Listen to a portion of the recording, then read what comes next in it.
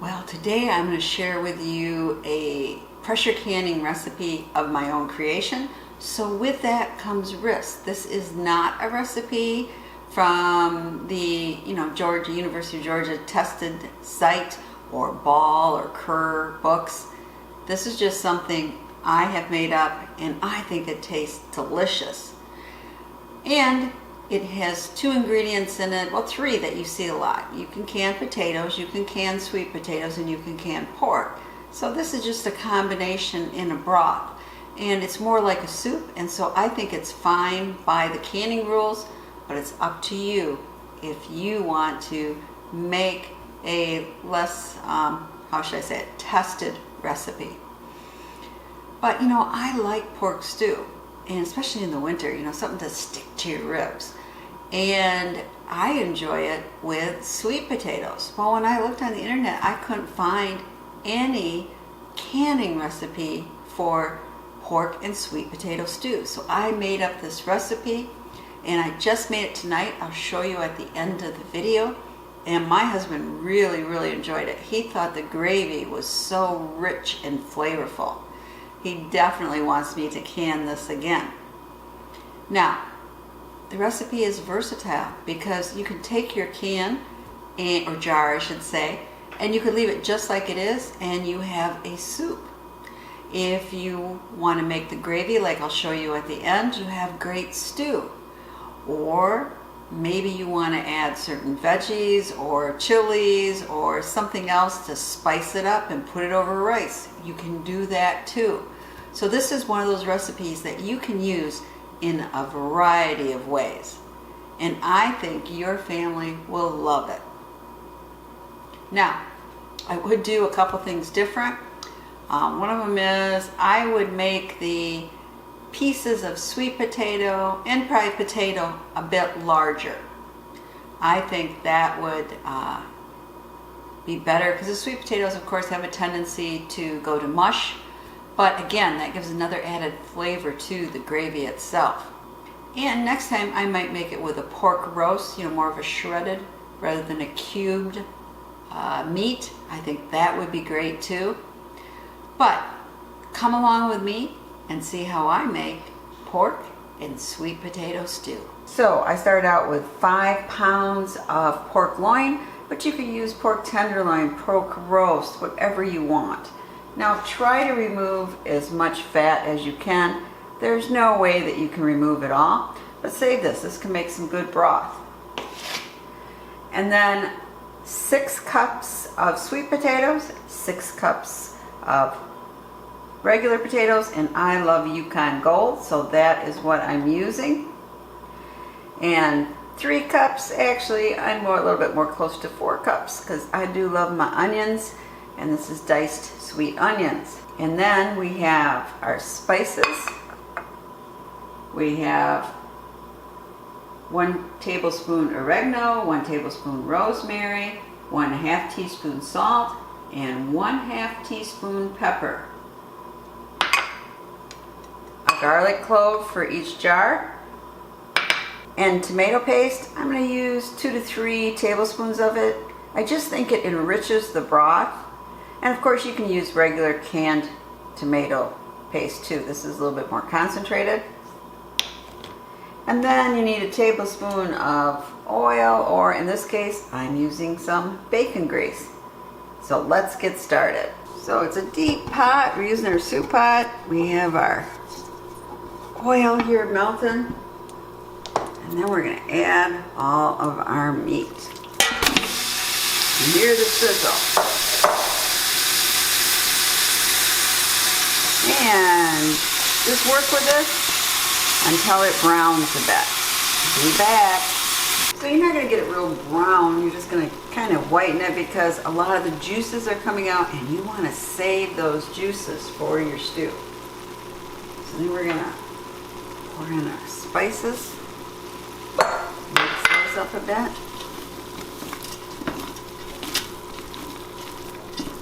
All around. And then our onions.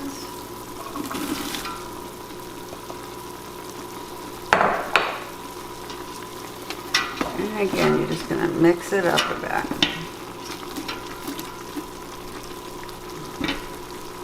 And our vegetables. Whoa.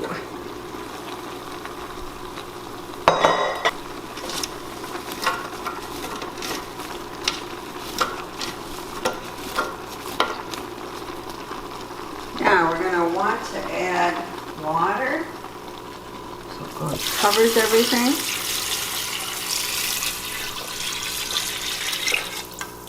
I think that was just right.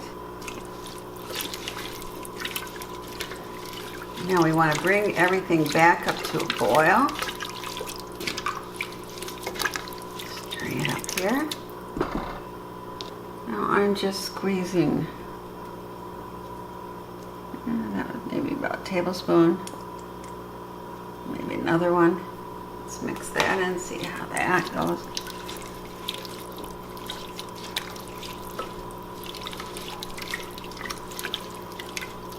Now, I think it's going to be 3 tablespoons.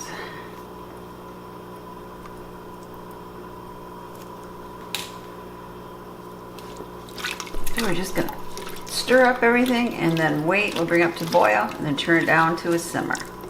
Almost ready to can. Here we got it up to boiling, so now we're going to turn it off and fill up our jars. So we're just filling up our jars. I'm sticking in garlic clove. Make sure you get the water too, not just the veggies and meat.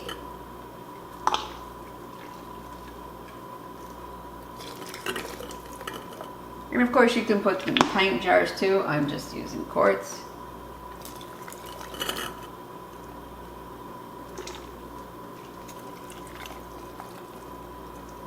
And we want to leave 1-inch headspace.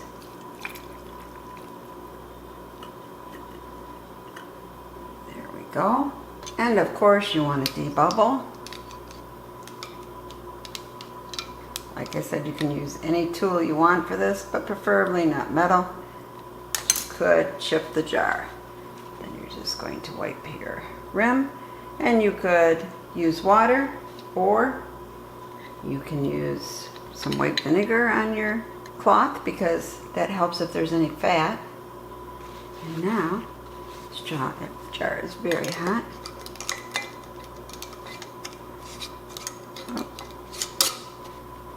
Okay, ready for the canner.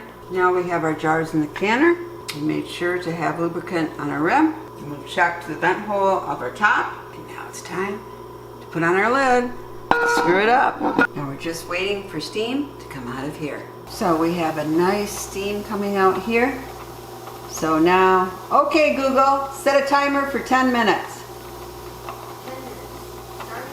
We'll be back. Okay Google, stop timer. Okay, it's now time to put on our weight. For my area, it's 10 pounds. Put on the correct one for your area. So we're going to wait until this starts jiggling and our dial up here gets to 10. Be back. Okay, it's starting to jiggle. This is on 10. So we're going to time it because it's quarts for 90 minutes. If you're doing pints, you only need 75. Timer just went off, so I'm turning off the burner. And now we're going to wait until that gauge gets down to 0. Take off our weight.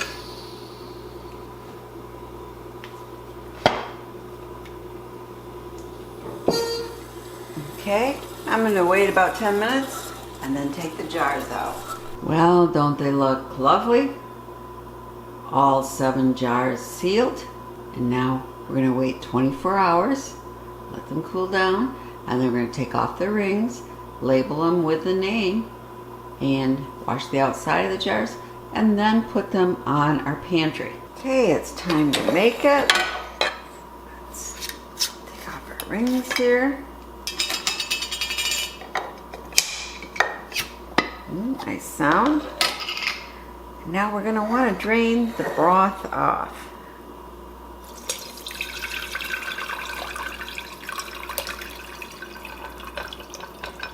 Be back when we're done here. So we're going to add some cornstarch.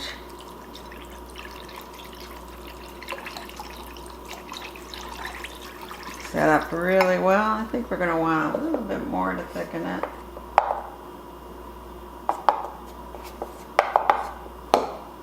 Maybe about a tablespoon and a half.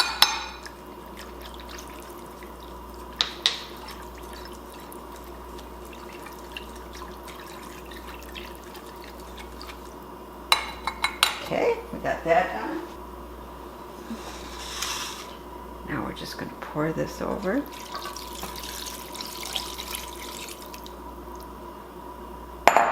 Now at this point, you can add anything you want to it. Maybe you'd want corn.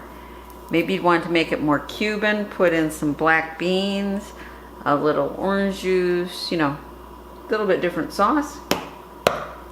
Maybe you want some lima beans in it. Or sweet peas. Or you want to make it a little bit more Mexican, put in some chilies. It's completely up to you how you are going to make this dish. No matter what you add, it's going to be delicious. Okay, we're now going to warm it up and thicken up this gravy. And if you want, you can serve this over rice. Or you'd be back, we'll have to taste the gravy and see if we have to add something. Now I'm going to let it cook down a little bit, but I just want to have a little taste.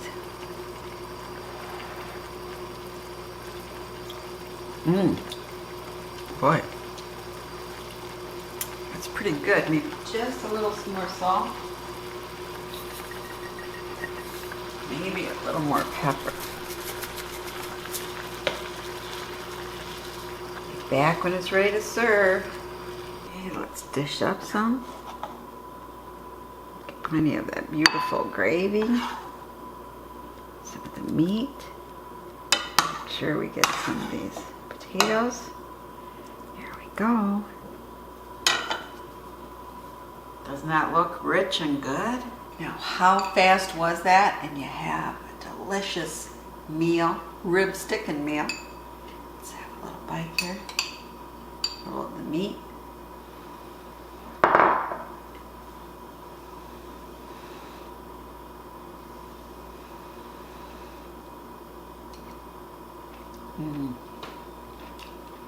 Melt in your mouth, pork. So a little sweet potato.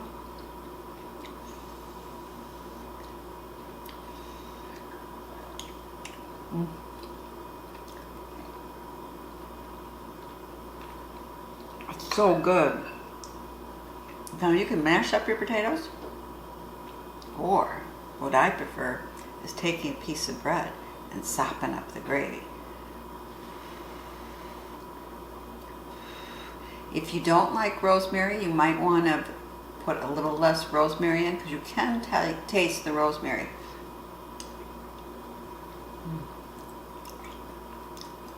Delicious. Well, that's it. I hope you make some pork and sweet potato stew. As always, please subscribe, share the knowledge, and thumbs up if you like this video.